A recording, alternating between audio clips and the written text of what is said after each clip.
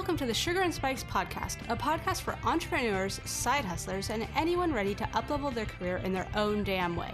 I'm Des. I'm a life coach for women who get that having it all sometimes means having to balance the good and the bad, the sugar and the spikes, and all the in-between. And I'm Tammy. I'm a compassionate yet BS-free therapist, and I work with clients to help them build skills to lead kick-ass lives. Between the two of us, we have 4 master's degrees and thousands of hours helping people develop balance, confidence, and clarity on their terms. So let's get started. Okay, well then, we'll officially start. All right, hi everyone, and welcome to another episode of the Sugar and Spikes podcast. And this is kind of a historical episode. Yeah. This is our first guest. Yay. So we have Katie Reitsma, with Live It Well Nutrition, and I'm super excited to have her on. And Katie, if you just want to kind of like give us an intro about like who you are, what you do, and all of that good fun stuff, that'd be great. Awesome. Hi, everybody. Thanks for having me on. So I am a holistic nutritionist on the West Coast of Canada, but I do work with people everywhere. Like I'm not selective to just Vancouver, where I live. I specialize in prenatal nutrition. So I work with women who are wanting to get pregnant, pregnancy, like in the pregnancy state, and postpartum kind of motherhood nutrition. But then, of course, that's a specialty. That's not all I do. So I have a big interest in like nutrition for everybody. I really have a big passion for that. I kind of always have. And so that trickled into this calling that I finally listened to, that told me like, just do it, just do the nutrition certification and schooling and whatever. And then, yeah, I built my company and the rest is history. It's a new company, but I'm enjoying it. Okay. So how long have you had your company? Oh, my company is really new. So, less than a year old, actually. Nice. Yeah, less than a year old. But I'm loving it. And I do like workshops here in Vancouver, Canada, where I live. And so I get to kind of connect with people and educate them at the same time, in like cool ways that I kind of like to say, if you come to a workshop, you're not just getting schooled, you're like getting an experience. Because I don't know, people always leave inspired and like knowing things that are like cool facts. Mm-hmm. So. Yeah, when I was kind of getting to know you and your company, I saw you were you were planning a kombucha kind of event, and that looked really cool. Want to tell us about that? Yeah, so that's like a repeat event, but I think when you saw it, I was doing my first one, and it was so much fun. I think I really threw people when, okay, well, first of all, I'll say kombucha is a fermented tea, and it is said to have originated in Asia, and it has this really cool like origin stories, all of which were included in this workshop. And it has the fermentation process brings out a lot of nutrients in this tea, namely probiotics. So the bacteria that we want in our intestines. And so anyway, I was talking all about this and why have we stopped fermentation? Why did our ancestors do so much of it? And I showed a slide of the first fridge ever, and it was in the 1800s. And it was literally like a picture of a wooden box that would have been lined, as I explained to my audience, with either tin or zinc. And people would put ice in there to keep it cold because there was no such thing as fridges, hence why people fermented, because once a food is fermented, it's sort of acidic enough that the acetic acid protects the food from outside pathogens or harmful bacteria. And so anyway, I was showing this slide on my presentation of this wooden box, and I said, can anybody tell me what this is? And I mean, why would they know? It's a wooden box. Like, why would they know what that is? But it was just really, I don't know, inviting to the audience. And I always like to have that surprise factor where I throw them for a loop. Like here we are talking about kombucha, and then wham, here's a fridge from the 1800s. Someday someone's going to know what that is, and it's totally going to throw you off. It will. It totally will. I'll be like, you've been to one of my workshops. But yeah, and then everybody goes home with a SCOBY, and it's just part of it's kind of like how you need sourdough yeast to like start your next sourdough batch. So the SCOBY is a component of the kombucha that you need in order to brew any fermented tea. And so in that particular workshop that you were looking at, Desiree, I had sent everybody home with a SCOBY. And so I've been in touch with a few of them who is like sending me pictures and, is this right? Are these bubbles okay? That's awesome. Like, yeah, it's all good. Nice. Yeah, they get really excited about it.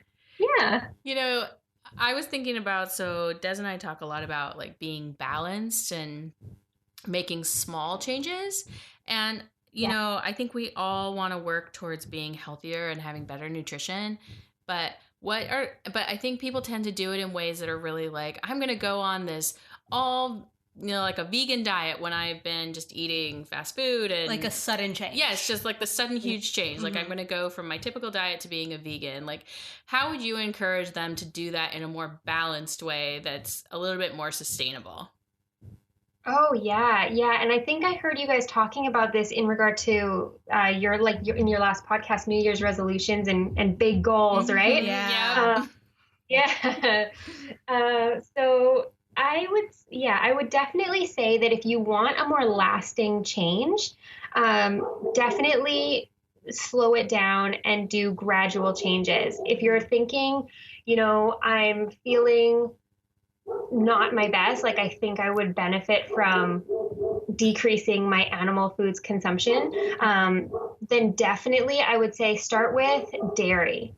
Because if you're starting with dairy, then you're probably going to notice like you're not as mucusy. Maybe your headaches go away if you're experiencing headaches, things like that. Just a lot of inflammation. Sorry, my dog's barking. Can you hear that? It's okay. It's cool. We both have dogs. Atticus has shown up on the podcast multiple times. Okay. I'm like, the words are coming out of my mouth, but I'm listening to my dog. Anyway, so yeah, gradual changes. I was vegan for a number of years, like 6 or 7 years. But I didn't do it the right way at first. And I stopped being vegan when I realized that, it is beneficial to incorporate a few things like bone broth or eggs, especially in pregnancy and when I had my son. So that's kind of a really short clip of like why I'm not vegan anymore. But when I went vegan, I did it completely wrong at first. And so I would suggest to somebody going vegan, look up alternatives, because it's so easy to start cutting things out. Like I said about cutting out dairy, right? Yeah. And then minimizing your meat consumption. Like I think some people do meatless Mondays. And then that's like one day that they can say, okay, you know what? Tonight I'm not going to have meat. But then you also have to think, what am I going to have instead of the meat? Am I going to like pre-soak my beans and boil them and make a meal? Like it takes prep work too, right? Or unless you're buying canned beans, which are like a good alternative, always better to like soak them and boil them. Okay. But yeah, I think just take it slow, be easy on yourself. Like don't set yourself up for failure or like malnourishment, because there's a lot of things you get from meat. And if you just cut out a bunch of things, protein is so important. And I think that we like over rely on protein. Like we think that we need so much more than we actually do, because there is protein in everything. Like plants have protein, just very small amounts. So I think that you just have to like do some research, feel good about what you're doing, and like have small obstacles. I'm not sure if this is right within your area, but I do have a question kind of along those lines. Yeah, shoot. In terms of like malnutrition and stuff, can you speak to when people maybe try to take on diets or new lifestyle changes, but it is too restrictive? Like, how would somebody kind of know that? What are warning signs to look for? Yeah. Because, like, little bit of backstory, I'm gluten free because of allergies, Ah, and I was doing vegan, and I was being vegan for a while as well. So being vegan and gluten free for about 3 or 4 months, I was pretty much just eating vegetables until it got to the point where I was just constantly hungry and like, well, I guess if I bring back some gluten into my life, because a lot of like faux meat products are gluteny, I was like, Yeah. I can learn to live with it. But like that, I have the self awareness around that, and I've had like my own issues with food, and I know what to look for. But I'm curious if you can mhm. kind of speak to like if you've seen like trends with like over restriction or like things to watch out for. I was really just asking her for us, right? Well, I do think it depends on the person because symptoms, like when somebody says, oh, like headaches could be a symptom, but headaches Mhm. could be a symptom to so many things, right? And Right. Yeah. hypochondriacs would see that and be like, oh my God, I'm dying, right? So it can mean so many other things, and that's in large why people come to see holistic nutritionists is because sometimes somebody's getting a headache because of a candida issue, like an overgrowth of a certain type of yeast in your that comes from your colon that it normally lives and then travels up as an overgrowth into your intestines, and that craves sugar and that craves like carbohydrates, and when you restrict those things in a way of like going gluten free, then that yeast, that organism is gonna like flare up because it wants its food, right? Oh. And so yeah, but that might not be for everybody, right? Like not everybody has an overgrowth of candida. And some people might have high blood pressure, and that's kind of working against them if you're taking out carbs that are sugar and like the whole balance of what your body thought was balanced. I'll emphasize that because sometimes we think we're in balance, but our normal just slowly slips to this state of not being balanced. We just think it's balanced because we're like, I'm just used to headaches. I'm Oh just used yeah. to feeling tired in the morning, right? Like I remember when I was a kid and I didn't feel like this, but like over time, it's just such small gradual changes that you just think it's like, oh, this is normal because I always feel like this. And Mm-hmm. then you don't really know that you can feel so much better. So it really depends on the person. If somebody like, I think a lot of the times in the health field, especially, when people get really inspired to do health, but like to the extreme, then they start cutting out a lot of things. And they cut out like I only eat organic, let's say, and I Mm-hmm. only eat gluten free and I'm only vegan. And like once you start eliminating all of those things, like you're bound to have deficiencies in something, right? Because our body can make nutrients out of other nutrients, right? Mm-hmm. Um, but not everything. Like some things we actually have to get from outside sources.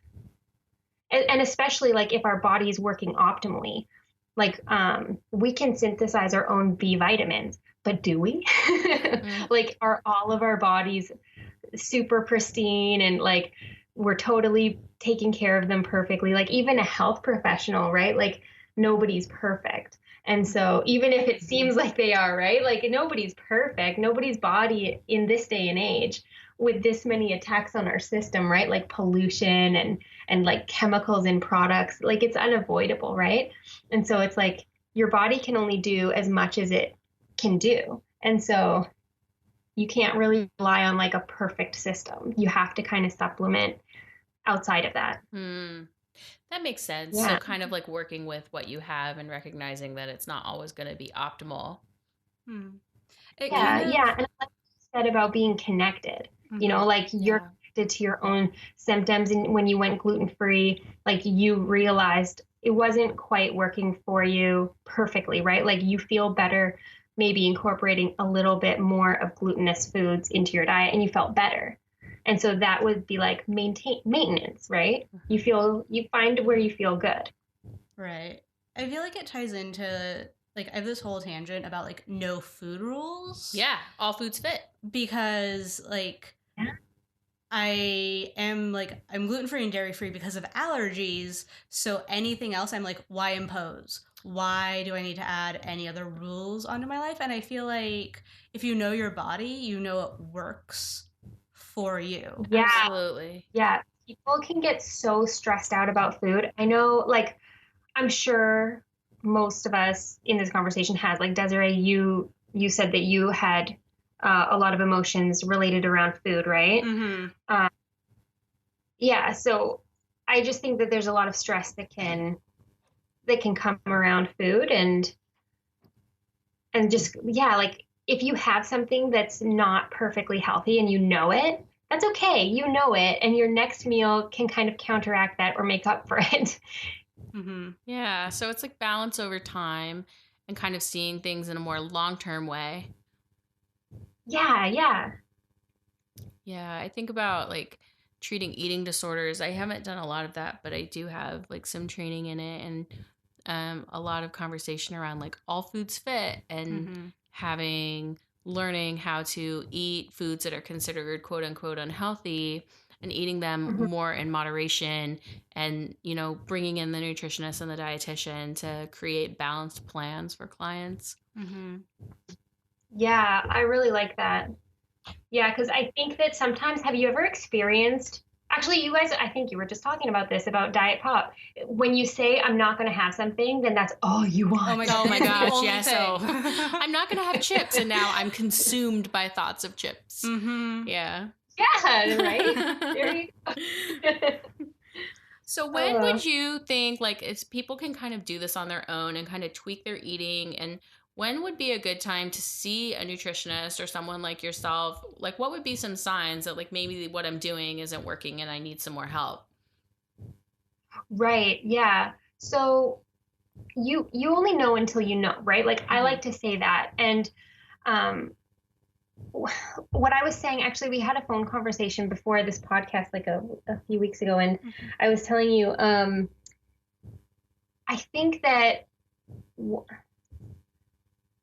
you can save so much time. I'm just thinking of how I was going to say this. You can save so much time. Like, I would never say to somebody, don't, like, don't do the research on your own.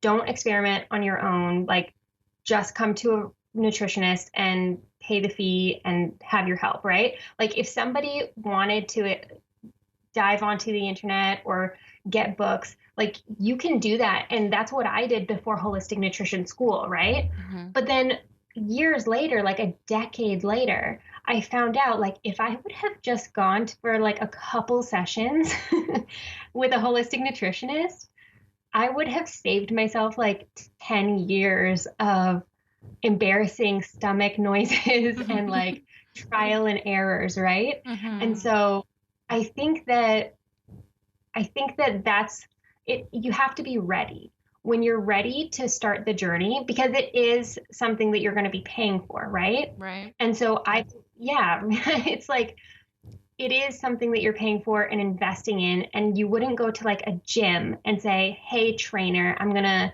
pay you for like a new body, but I only want to do 1 or 2 sessions. Like, you're not going to get those results. It's a true investment. And it depends on the relationship with your nutritionist and your goals, right? Like, some people just want to make small changes or to learn a little bit about like managing their stress or losing a little bit of weight. And then other people come to a holistic nutritionist because they have like hypothyroidism, and they think, oh, I need to fix this autoimmune disorder so that, and like salvage my thyroid and get my body back in balance, Yeah. So it definitely depends, but the most important thing is that the person has to be ready. If they're not ready to make that sort of investment, I make it sound like it's so much money. Investment, like investment in yourself. When I say investment, I'm not really talking money. I'm talking about like, you're investing in yourself, and that's time, and that's commitment, and that's like following a plan as best you can anyway, and like building on this relationship with your nutritionist, right? Yeah. And so if you're ready to do that, then do it. If you're not ready and you're more like one of those people like I was, that's just like, you know what? I'm going to teach myself and like do this, you could be like feeling better in a couple days with some information you looked up, or you could be temporarily feeling better only to like have the pendulum swing back the other way and you really do need help. So it's kind of up to the person and the level of commitment they're willing to make on themselves.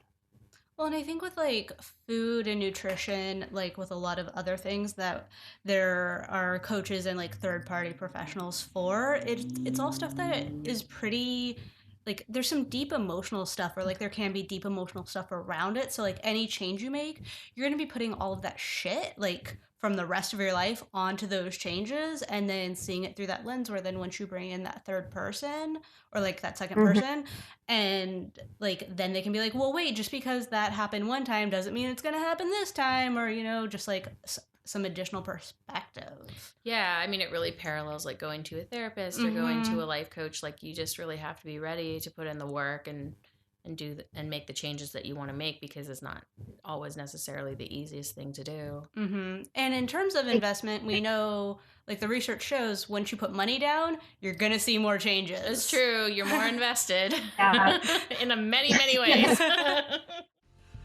Hey guys, Des here, popping in with a quick message. Have you been feeling really fucking stressed and not able to focus on the things you've got to do? I get it, we've all been there. That's why I made a totally free video training with 3 quick and easy tricks to chill out and be present so you can get shit done. So go to DesireeW.com and click on Slay Your Stress to get the training, because you've got better things to do than be stressed.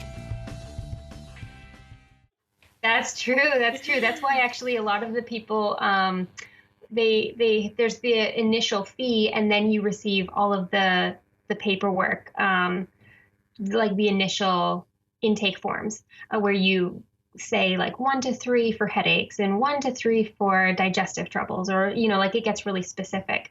But it's because then you're invested, you've put some money into I don't know, the bowl of getting better, and you want to use that to the best of what it's going to give you.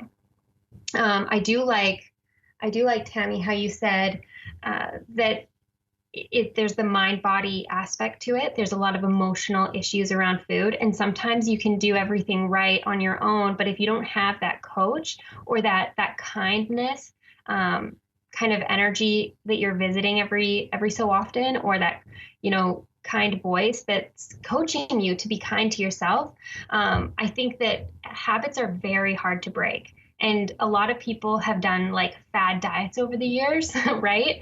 And you can do so well until that habit or that mental block comes and bites you, and it just, everything is back to normal, and you've gained the weight that you have lost, and then you're back to square one thinking, oh man, I sabotaged myself again. Why? Yeah. So holistic nutrition takes into like your account with yourself, like your body, mind, and spirit, right? We consider everything when we're thinking about how to make you feel well. That made me think of a question that I have to ask. Do it. Yeah, do it. Because I spent like a week with 3 people that have been on keto for like a couple weeks and are just like raving about it. And I was sitting there like in my I don't do food rules like type of thing at meals. I am dying to know your thoughts on keto. Burning fat as fuel. I think that it's not long term. And I might have a lot of listeners that are like, what? No. It is a very, very popular diet. The ketogenic diet is like super hot right now. And our bodies run on glucose, right? Our source of energy is all glucose, and that comes primarily from eating carbohydrates. And so the only way to have the ketogenic diet effective is to reduce your consumption of carbohydrates to such an extreme level that your body has to find a secondary source of fuel. And so instead of glucose, it turns to like burning adipose tissue, or like the fatty tissue, and you start losing all this weight and feeling really good, or maybe not so good at first, and then because the toxic runoff and things are metabolized out of burning that stored fat, right? But then you feel really good. But is that sustainable? I don't think so. I think that long term would most likely result in fatigue and like brain fog, uh, slower thought response, things like that. But I think initially it could be like, you know how people do cleanses? It could be good for the body. So I'm totally not against it. I just don't think it would be a long-term thing. Okay, that makes sense. Yeah. I mean, if you think about it, like our bodies really, they run on glucose, right? Like if we have any other form of sugar, then it has to break it down before it's used by the body, right? And even our brains, if the dry weight of our brain is 60% fat, and so that can't be used as fuel. Like we need that fat. We need it to think and messages. So yeah, totally not dissing it, but probably not long term. Yeah, and I was looking at the research because, of course, after spending so much time with these folks, I was like, okay, what does the science say? Yeah. And apparently, I will say, like, some doctors have prescribed it for neurological disorders because, like you were saying, it starts to get to some of the fatty tissues of the brain, but like if it's overact, I'm way like butchering this research, but like it can stop seizures in certain cases. Okay. But you're talking about extreme cases, yeah. right? You're not talking about like, hey, Des, let's go on the keto diet this week. It sounds like a great idea. But yeah, so in the research, like, of course, these people were like, I think they were in the hospital because of like their state, and they had a whole medical team. So like when people are like, there's positive research about it, yes, and let's look at it broadly and, with a more well-rounded view. Yeah. Yeah. I mean, definitely it would work well for some people. I'm not too, like, I haven't done that research on seizures. And that's really interesting. I'm definitely going to look that up. So yeah, I mean, it definitely could work really well for some people, especially given their state. Like nobody's the same. Nobody's the same weight, like holding the same amount of fat that they wish to lose, So I think it's an individual case thing. But yeah, that's really interesting. I want to look that up. Like I believe you, but I want. Like, oh yeah. I'm curious now. Now I'm like, what? I need to look this up. It was a Scientific American article, so it wasn't under like it wasn't PubMed or anything, but it was Scientific American. So I love that you were like, okay, science, what do you have to tell me? Oh, that's half of my life. I know. Oh yeah, always look at the science because that is firm evidence, right? Like unfortunately with nutrition especially, there's not a lot of big corporations or companies who would fund, like why are bell peppers good or or bad, so like who's going to fund that? But and there's a lot of funding for things like products or supplements, et cetera, right? But yeah, I think that's really cool. If there is evidence, scientific evidence like behind anything, I definitely pay attention to it. Yeah. Well, and the whole corporation thing, that gets into the whole like myth that fat is bad because the anti-fat stuff was done by the sugar company. No, wait, I'm mixing it up. But it was like this fat and sugar like. So you're talking about there were ethical concerns with the studies. Yeah. That's what I'm hearing. Mm-hmm. Yeah. Okay. Yeah. Well, there is the whole fear of fat, right? Like a lot of people think fat is so super bad. And like I said, like 60% of our brain is fat, is made of fat, right? Like we need it. If you think about your ideas crossing over, like the myelin sheaths, think of like a slip and slide, right? And how easy is it to slide down like a dry slide? Yeah. Pretty hard. But like if you think of the fats as like lubricants or water on that water slide, it's so easy if the person is a thought, right? It's so easy to transfer thoughts or memories or whatever you're trying to access in your brain from one side to the next or send messages. Well, and it's so key to development in children. Like so many things happen after the myelin sheathing happens in the brain. So important. Mm-hmm. I do have one other question that I wanted to get to because I feel like I told you we were going to focus the podcast around this topic that we haven't gotten to yet, and we have like just maybe a few more minutes. But you have some really fascinating and fabulous information about like things to like eat and drink when you're feeling like super stressed out and stuff, right? Yeah. Yeah. So there's a few things. And some of it's fat. Yes. But I yeah, like so this. right.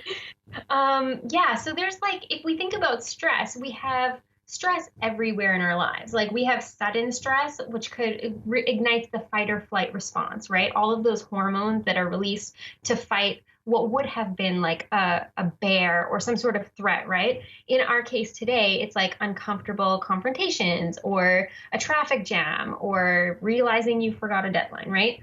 Then we have ongoing stress, which very quickly like equals adrenal fatigue because adrenals in our bodies, they're in our lower kind of back area. They secrete a bunch of hormones, which we need to get away from the danger, right? Like as our body would be telling us. And so there's a bunch of foods that we can take, but we also need to eliminate some things. We need to eliminate things like coffee or other stimulants. Like some people will be overworking themselves so much and then have like an energy drink to keep going. But really, their body's telling them, like, slow down, please. There's only so much I can give, right? Like our adrenals, our kidneys, right? Where our adrenals live are the filtering organs. And so if we are so taxing on our body, even by eating a lot of like red meat, right? Our kidneys have to filter that. And so our adrenals that live on top of our kidneys, those are responsible for giving a bunch of hormones in order to act on this stress. What can you get? Like tyrosine is an amino acid actually that makes neurotransmitters, dopamine, noradrenaline, adrenaline. Obviously, like these keep you motivated. These keep you active. Like you're going to respond to stress.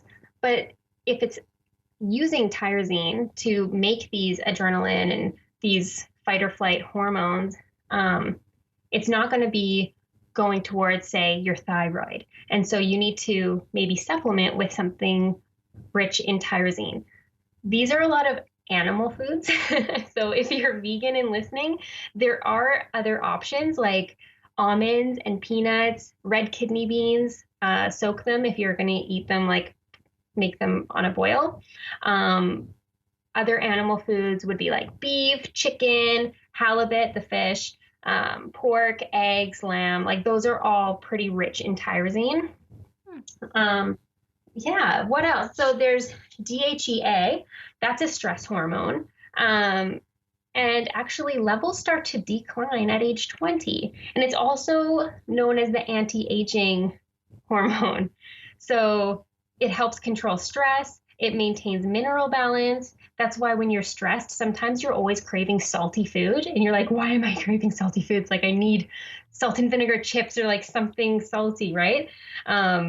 You're probably diminishing your levels of DHEA.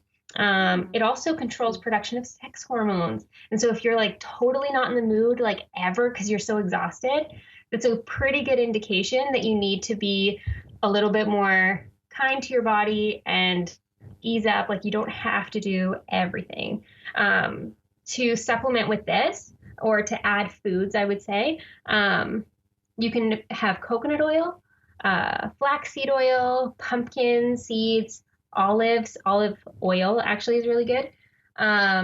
Fish are especially rich in omega-3s. And so that's like a really good source. But choose wild. Wild fish is like always a lot better. Mm-hmm.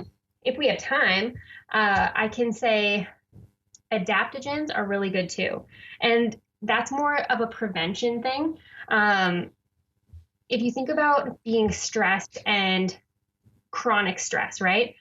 why are you stressed? That's like a self-awareness thing that I think a lot of us need to sit down and think, am I working too much? Am I caring too much about things maybe I shouldn't be caring so much about? Like in the big picture, is this really going to have a big impact on my life? But yeah, and adaptogens are herbs that are used in order to kind of calm our whole nervous system and mindset. And so ginseng is a really popular one. Like you probably hear that a lot. Because it's really beneficial to your memory, which your memory declines when you're in a state of chronic stress. And it's very good for calming your mind. So there's ginseng, there's holy basil that you can take. Ashwagandha is an Indian ginseng, actually, and you can get it like in powder form at Whole Foods, probably a lot of other places too. But ashwagandha, you can like blend in a smoothie or put in a tea, just stir it in. It doesn't taste like, it's not a really strong taste.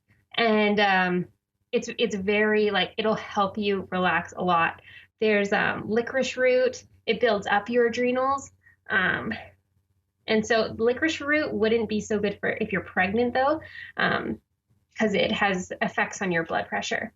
But yeah, just be easy. Like when you're stressed, your whole digestive system kind of shuts down. Have you guys ever had this experience? I know I have, when, I don't know, you get really stressed and you have like a test to write and suddenly, or like, I don't know, you're meeting your boyfriend's family, I don't know, and your whole stomach like seizes up, like clenched shut. Mm-hmm. It's not going to digest anything you put down it. And yet you're supposed to be having this like fancy dinner. Yeah, absolutely.